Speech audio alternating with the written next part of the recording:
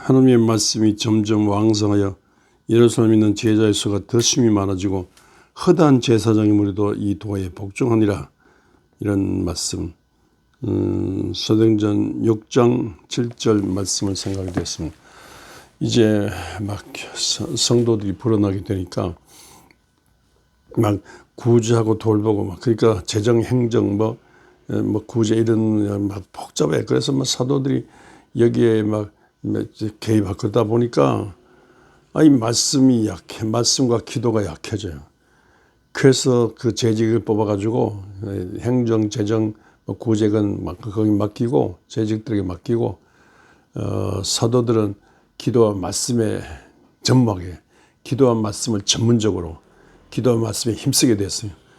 그래서 기도와 말씀에 막 기도를 좀 마가의 다락방에서 120 성도들이 막 울부짖어 기도한 것처럼 그런 기도를 살려가고 또 그런 중에 말씀을 기도하는 눈, 신령한 눈으로 말씀을 들여다보고 예수님이 전하신 말씀 그대로를 전하려고 말씀을 전하고 가르치고 말씀에 전문적으로 하는.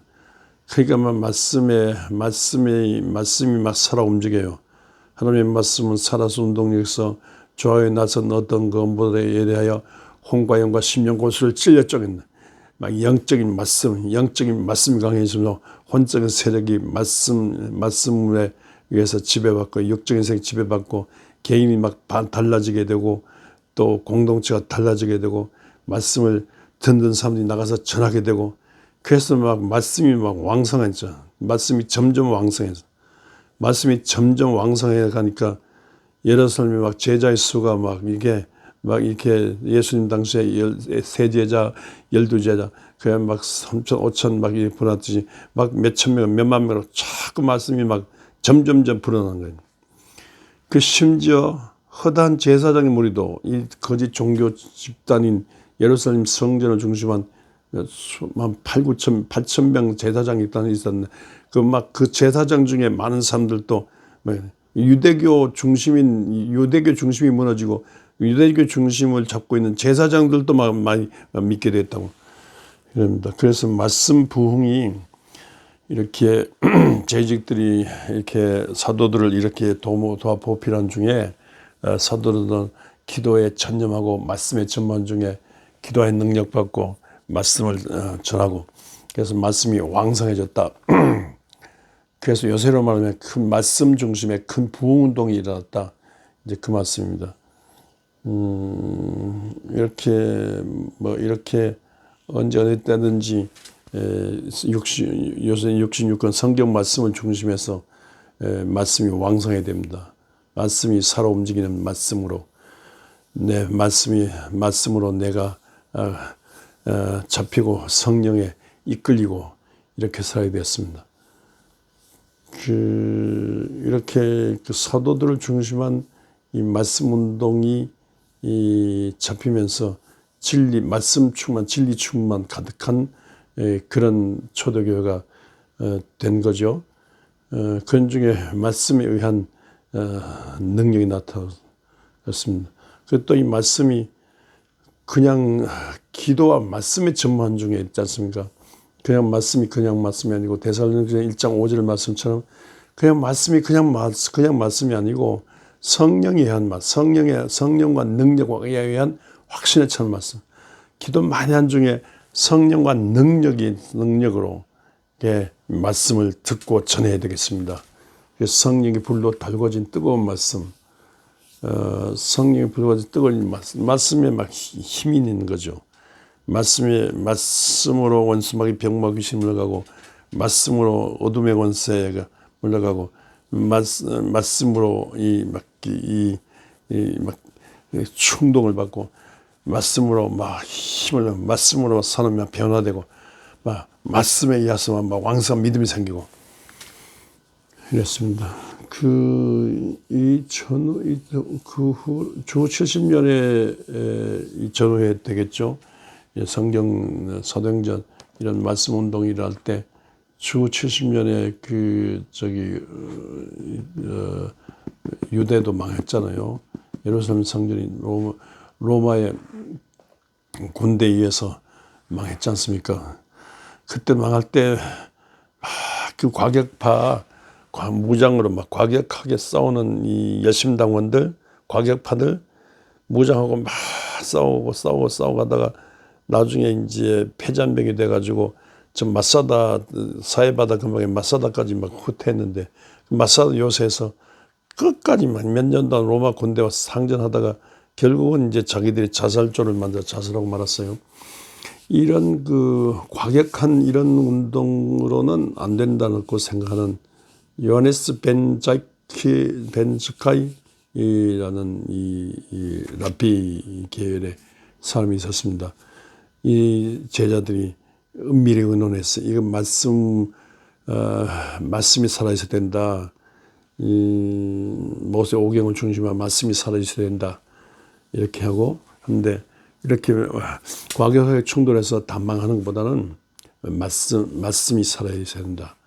이렇게 생각해서 이건 막 과격한 무장 군인들하고 이 대결할 수 없으니까 그냥 이 위장 전술을 썼어요. 막 그 중병에 걸려서 당시에 유행하던 전염병에 걸려서 우리 스승이 죽게 됐다. 그래서 막 부고장을 보내고 죽었다고. 그 가짜 장례식을 치렀어요. 이 스승을요, 벤자이크 이렇게 이 관에 가짜 관을 만들어가지고 장례식에서 관 나갔어요. 근데 공동묘지를 가는 척하면서 공동묘지 가서 나와가지고는 제자들이 호연중에 나가주는 저기 로마 본부 사령관들만 비밀리에 접선했어요. 그래서 우리 다 항복한다만 한다. 이렇게 과격한 것으로 우리는 아니다. 뭔데? 다만 우리는 하나님을 믿게 되고 하나님의 말씀을 가르치는 그런 조그만 학교 하나 있는 것으로 만족한다. 학교를 마침 그 장군을 막 앞으로 당시 황제 된다고 받들어 모시면서 실제로 황제가 됐어요. 그러면서 우리가 조그만 학교를 허락해 달라고. 그래서 예루살렘 탐방해도 초토화돼도 근교에 학교 하나를 허락받았어요. 조그만 학교 하나를 허락받았는데 거기서 70년에 망하고 난 다음에도 학교에 제자들을 모아가지고 벤자이크가 제자들 요하네스 벤자이크가 제자들을 모아가지고 가르쳤어요. 지나놓고 보니까 거기가 그냥 일종의 말씀을 가르치는 사범학교예요. 말씀 교사를 랍비들을 키운 거예요. 말씀 교사들을 키운 거예요. 사범학교. 그래서 거기서 계속해서 로마 시대가 와도 계속해서 말씀을 가르치고 일정 기간 졸업하고는 랍비 자기를 줘가지고 랍비를 전 유럽에 퍼져 있는 지중해 연안을 중심해서 전 유럽에 퍼져 있는 유대 디아스포라 유다 공동체 있는데 마을마다 전부 그 랍비들을 파송했어요. 그래서 유대인들이 가는 곳마다 랍비들이 따라가는 거예요. 그래서 랍비들이 찾아가서 유대 공동체 회당 같은 거 일구고 그래서 말씀을 가르치고 그랬습니다. 말씀이 그 왕성히 뻗어간 거죠. 그 말씀이 뻗어가서 70년에 망해가지고 1948년에 돌아왔는데 그때까지 이분들은 그 말씀에 붙잡혀 살았어요. 말씀 중심으로 살았어요. 그게 유태교입니다.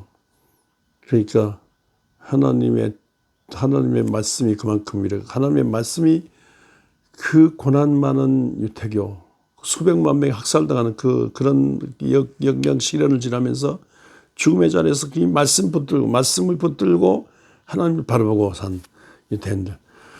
그 과격파에서 다 망했지만 말씀에 의해서 유태교는 살아서 지금도 예루살렘을 중심으로 미국 중에서 대대적인 이 회당 운동, 말씀 운동이 벌어지고 있지 않습니까? 말씀이 왕성해야만이 민족이 삽니다. 기독교도 생각해 보면 이 말씀 운동이 계속 갔지만은요. 1517년에 와서 말틴 루터가 종교개혁을 해야 할 정도로 말씀이 약해졌어요. 전통이 중요하고 주기도 회의가 중요하고 뭐 예식이 중요하다. 네, 그게 아니에요. 66권 말씀이 중요하다. 그래서 그 종교 개혁은 말씀의 재발견이에요.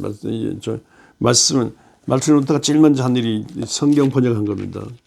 이 브레덱 제후에 이 성에 갇혀 비밀리에 갇혀 있으면서 마음껏 성경 말씀을 번역하고 성경 말씀의 책들을 마음껏 내고, 그래서 말씀이 왕성한 중에 30년 전쟁을 치르면서 엄청난 희생을 치르면서도 이 말씀을 살아서 66권 성경 말씀 중심의 말씀이 왕성히 살아서 천주교 세력 그 이상 능가하는 강력한 기독교가 개신교가 탄생된 겁니다. 수많은 개신교가 탄생되고 또 이 개신교 세력이 미국을 건너 미국을 중심해서 전 세계 만방에 선교사를 보내면서 또 말씀 운동이 나오고 있지 않습니까?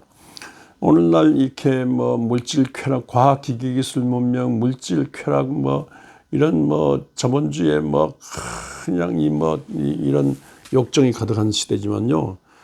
이런 이 과학 기기 기술 문명, 이 경제의 발전 이것을 싫어한 겁니다. 이건 참 좋은 겁니다. 그러나 이것만으로 과학 기기 기술 만능으로 이것만으로 황금 만능으로 정치 권력 만능으로 이것만 안 돼. 이것만이 안 되고 끊임없이 말씀을 붙들고 있을 때 이 세상은 됩니다.